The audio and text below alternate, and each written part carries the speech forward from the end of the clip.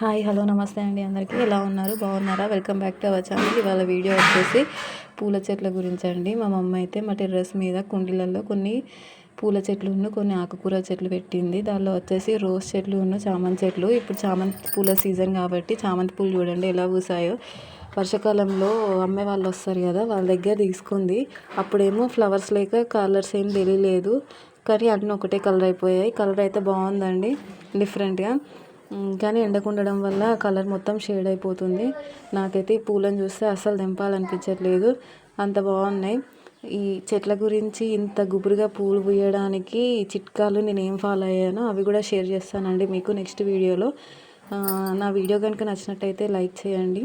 ఎవరైనా మన ఛానల్ని కొత్తగా చూస్తున్నట్టయితే సబ్స్క్రైబ్ చేయడం మాత్రం మర్చిపోకండి. రోజ్ పూలు అంటే రెగ్యులర్గా ఉంటాయి, చామంతి పూలు సీజన్లో మాత్రమే పూస్తాయి కదా, అందుకే.